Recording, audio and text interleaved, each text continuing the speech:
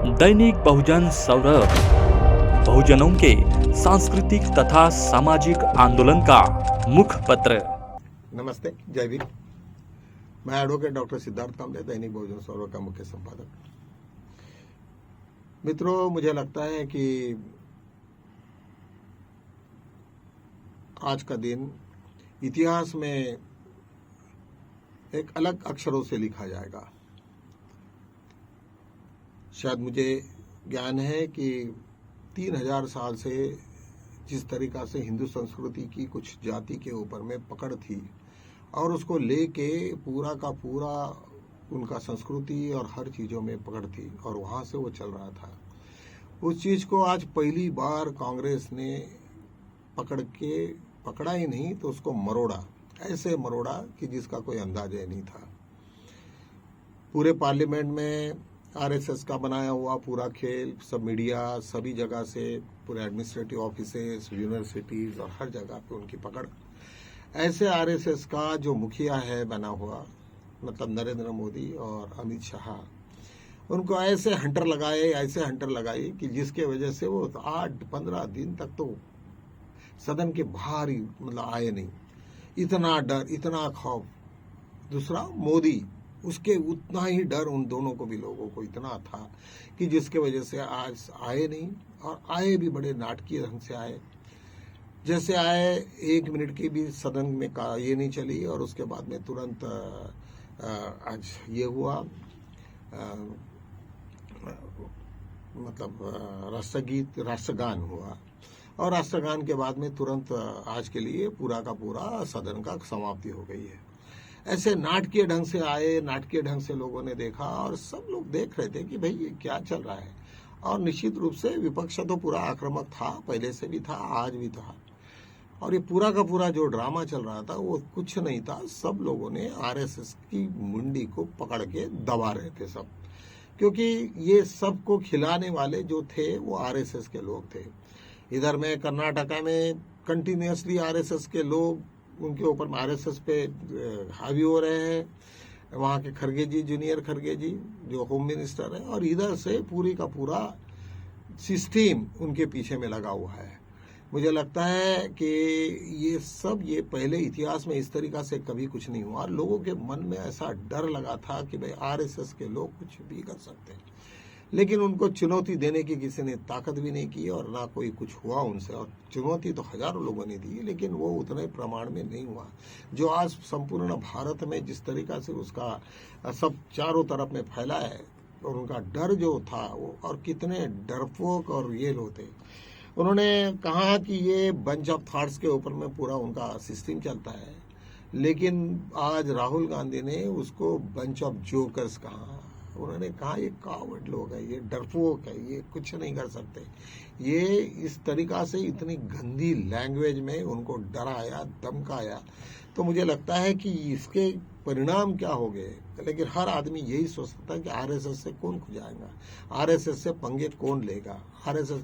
लेकिन उन्होंने कहा ये आरएसएस बहुत डरपोक और ये है। सबसे पहला उन्होंने जिस तरीका से अमित शाह और उसको ये किया, क्योंकि आरएसएस ने ही अमित शाह को जेल से ला के प्राइम मिनिस्टर, होम मिनिस्टर बनाया। यही नहीं तो मोदी के भी ऊपर में उसके डिसीजन ज्यादा ये पूरे के पूरे आरएसएस के लोग ये कहते थे। और उसी आदमी को इन लोगों ने इतना जलील किया, और वो भी छोटी सी बात में कि भाई हमें ये बताओ कि ऑर्डर किसने दिया स्टूडेंट्स के ऊपर में, आपने किया या उन्होंने किया? दोनों भी तरफ से आपको तो रिजाइन करना ही करना है। ऐसे सिचुएशन में आरएसएस के सामने में बड़ा संकट हो गया। ऐसे संकट आया कि आरएसएस को यदि जब मोदी को उसने अमित शाह को हटाए तो मोदी गए काम से, यही नहीं तो पूरा आरएसएस काम से चले गया। और यही नहीं, वो जो पूंजीपति चल रहा था, और इतनी गंदी भाषा में उनको ने ये किया कि पहले आरएसएस एक कोई बीजेपी एक कुछ लोगों के व्यापारी लोगों के ऊपर में चलती थी, लेकिन वो आज पूरी की पूरी पूंजीपतियों के हाथ में गई, जिसके वजह से लोगों को पता चला कि भाई आरएसएस का जो ढोल था, आरएसएस का जो नगारे थे, आरएसएस का जो डर था लोगों में, वो पूरा का पूरा भ्रष्ट हो गया, खत्म हो गया। और लोगों ने समझा कि अभी ये क्या होगा, ये पूरा आरएसएस का 100 साल का पूरा इस आदमी ने बिखार दिया। निश्चित रूप से राहुल गांधी ने जो जो कदम उठाया है वो काफी उसके लिए डरावना भी है सभी लोगों में। लेकिन जिस तरीका से ये जब देखा उन्होंने कि भाई आरएसएस में जो लोग कमांड करते हैं, लेकिन ब्यूरोक्रेसी में अभी बताते समय तो नहीं किया उन्होंने कि भाई ब्यूरोक्रेसी को कहेंगे कि सब लोग देख रहे हैं कि ये अभी हमें अमित शाह क्या बोलते हैं कि भाई हमने इन्होंने जानबूझ के किया या मैंने कुछ किया। चुप रहने के चक्कर में इन लोगों ने पूरा का पूरा किया। या तो इतना भी करेज नहीं था कि हाँ मैंने सिक्योरिटी के ऊपर में ये किया, इतना तो बोलने की ताकत नहीं थी, क्योंकि वहां पे विपक्ष इतना आक्रामक था और सभी लोग इतने आक्रामक थे कि उन्होंने कहा कि भाई नहीं नहीं कुछ नहीं होगा, तुमको करना ही पड़ेगा। तो मुझे जब आप देखा है तो हमने, और जब उनकी ये हुआ प्रेस कॉन्फ्रेंस हुई, प्रेस कॉन्फ्रेंस क्या काफी बड़ी एक सभा में राहुल गांधी कह रहे थे कि नहीं मैंने तो ये सब लोगों को बहुत अच्छे से पहचान लिया, ये कितने देश सेवक है, कितना क्या क्या उन्होंने धंधे किए, और जो कांग्रेस को बीजेपी आरएसएस पूरा का पूरा खत्म करने के चक्कर में पड़े हैं। आज ऐसे नौबत आई है आरएसएस को कि राहुल गांधी के सिर पांव पे सिर रख के भाई भीख मांगने की, क्योंकि लाखों लोगों के साथ में खिलवाड़ किया है आरएसएस ने। जिस गंदी राजनीति और जिस गंदी सोच के साथ वो लोग आज तक उनका दुकान चल रहा था, वो सोच ही उन्होंने खत्म कर दी है, जिसके वजह से आज काफी भयानक परिस्थिति आई। आज आरएसएस के लोग पूरे बिखर गए, उनके मॉरल डाउन हो गया। कहते ना पहले के जमाने में जब लड़ाई लड़ते थे तो युद्ध में सबसे पहले उसका जो राजा रहता था, जो मेन वजीर रहता था, उस पे हमला करते थे। वो यदि जब उस पे वो सक्सेस हो गई तो सब के सब सेना भाग जाती थी। ऐसे ही हाल आज भाई बीजेपी का और आरएसएस का हो गया। जिस तरीका से उन्होंने सेना का पूरा जो सेनापति था अमित शाह और नरेंद्र मोदी, ये दोनों के ऊपर में ऐसा हमला किया, और कंटिन्यूअसली हमला मोहन भागवत के भी ऊपर में जो चल रहा है। मुझे लगता है कि मैंने डॉक्टर बाबा साहब आम्बेडकर ने हिंदुइज्म के ऊपर में जिस तरीका से प्रयास किए और जिस तरीका से हमले किए, लेकिन उनकी शक्ति इतनी ज्यादा थी कि उन्होंने आरएसएस को ज्यादा ध्यान नहीं दिया।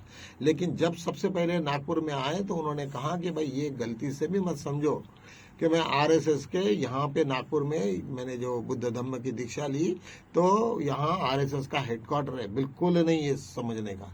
मतलब बाबा साहब ने तभी उन्होंने कहा कि भाई ये मेरे लिए कोई इम्पोर्टेंट ये नहीं है, बौद्ध धम्म यहाँ नागपुर में लेने के पीछे की कुछ वजह है कि जो यहाँ नागवंशी लोग थे उन्होंने बुद्धिज्म को जिंदा रखा और बुद्धिज्म को बढ़ाया और प्रोशक किया, और करके मैं यहाँ के लोगों के हाथ में ये बुद्धिज्म दे रहा हूँ। मुझे निश्चित रूप से ये जान है कि भाई यहाँ के लोग ही मुझे ये बुद्धिज्म को बढ़ाएंगे, और वो दिख भी रहा। आज 1956 में बुद्धिज्म का आने के बाद में पूरा जिस तरीका से पूरे ऑल ओवर इंडिया में बुद्धिज्म फैला, उसके लिए दूसरे तीसरे कोई नहीं थे। यहाँ के नागपुर के लोग थे, यहाँ के लोग थे, यहाँ के बुद्धिस्ट लोग थे। आज पूरे देश में आज बाबा साहब का झंडा लेके चारों तरफ में लोग दौड़ते हैं, शायद वो, और आज उनको मजबूरन आज जैसे आपको भी मैंने पिछले इसमें बताया कि अभी दिप्के जैसे आदमी कांग्रेस जनता पार्टी का जो दलित आदमी नेता होने के बाद में भी लोग भूल गए, बाबा साहब की जय के नारे लगा रहे हैं। इसका ही मतलब है कि अभी लोगों ने वो जो जिनका ये चलता था कि भाई आपस में लड़ो, हिंदू मुस्लिम करो, ये सब के सब पूरा का पूरा धराशायी रह गया। तो ऐसे सिचुएशंस में मुझे लग रहा है कि ये पूरे इतिहास में शायद जहाँ पे 100 इयर्स आरएसएस ने कंप्लीट किए, लेकिन वो उसी तरीका से उसी गति से पीछे की ओर आने लगे। कभी ऐसा न हो कि ये सरकार गिर जाए और पूरे के पूरे आरएसएस के जितने भी लोग हैं वो पूरे के पूरे धराशायी हो जाए, पूरे के पूरे खत्म हो जाए, और उसके बाद में सब जेल में दिखे। ऐसी अवस्था आज आरएसएस और कांग्रेस के बीच में आ गई है। आज उन लोगों को जरूरत थी कि आज आम्बेडकराइट लोगों ने उनका साथ देना चाहिए, आज आम्बेडकराइट लोगों ने उसको मदद करनी चाहिए। लेकिन आरएसएस के लोग जो हमारे 2-4 भी जो लीडर्स हैं, जितने भी हैं, उन लोगों के मुंह से तो एक शब्द भी नहीं निकल रहा है। कम से कम उन्होंने राहुल गांधी को सराहना करनी चाहिए। और आरएसएस का डर खौफ वो सब उन्हीं पे नहीं है, कुछ लोगों पे, लेकिन अपने भी लोगों पे है। आज आरएसएस के ऊपर में आज हमारी दीक्षा भूमि की बात देखो, वहां पे जो जिस तरीका से वो भंते ने वो वहां पे आरएसएस के लोगों को पकड़ के जहाँ की ये हो गई, ये सब मुझे मालूम है क्योंकि मैं उसमें पूरा इन्वॉल्व था। मैंने कई नोटिस वगैरह भेजे हैं तो मुझे मालूम है सब। तो इनकी कितनी पकड़ थी और कितना गंदा ये करते हैं, वो सब कौन छोड़ेगा इनको। जब भी कभी वो वीक हो जाएंगे तो पकड़ के, तो उनकी गच्छी पकड़ के उनको पूछेंगे कि भाई ये कैसे किए गई। ये सब चीज़ों के लिए वो उत्तरदायित्व है, वो बताना पड़ेगा, पब्लिक में बताना पड़ेगा कि ये क्यों हुआ और कैसा हुआ। तो करके ये सब मस्ती में नहीं आना चाहिए। हर आदमी ने अपने अपने दायरे में रहे तो मुझे लगता है कि शायद ये होगा। और आज हमारे, मुझे लगता है कि कई इतिहास की सबसे बड़े कुछ स्वर्ण अक्षरों में लिखा गया होगा कोई आज, तो आज आरएसएस के ऊपर में राहुल गांधी का जो हमला हुआ वो शायद ही कभी इसके पहले हो गया होगा। और इतना कड़क विरोध करने के लिए आज राहुल गांधी जैसा ही आदमी इस देश में अभी पैदा हुआ। निश्चित रूप से जितने भी हिंदुत्ववादी और ये वो है, वो भी उन लोगों को लगा कि आरएसएस के लोग कितने खतरनाक हैं। जिन जिन लोगों ने आरएसएस को, बीजेपी को डेवलप किया, उन्हीं लोगों की जानें तक उन्होंने लिए। आज जो भी महाराष्ट्र में शिवसेना पूरी की पूरी खत्म कर डाली, यहाँ पे शरद पवार पूरा लंबा कर दिया, जहां जहां किसके किसके टुकड़ा, रिपब्लिकन पार्टी एंड सब लोगों के जिस तरीका से ये हो गए, वो आज उनके भी हाल वैसे ही होने हैं। आने वाले दिन आरएसएस के लिए कोई अच्छे नहीं है। और निश्चित रूप से ये बिजनेसमैन कम्युनिटी बहुत ही डिलीशियस होती है, बड़ी डेलिकेट होती है। वो झट से पलट जाएंगे, वो सब के सब बोलेंगे नहीं नहीं अभी आरएसएस के दिन अच्छे नहीं लग रहे, ये इन्होंने हार्ड हिंदुज्म और सॉफ्ट हिंदुज्म वगैरह का कोई नाटक नहीं, वो सबका सब फर्क पड़ेगा। ये तो एक छक्का मारा है निश्चित रूप से राहुल गांधी ने, और उसकी जितनी भी सराहना करनी है उतनी करनी चाहिए। चलो आज उन्हीं शब्दों के साथ में यही विराम लेते, कल मिलेंगे नए मुद्दों के साथ। तब तक के लिए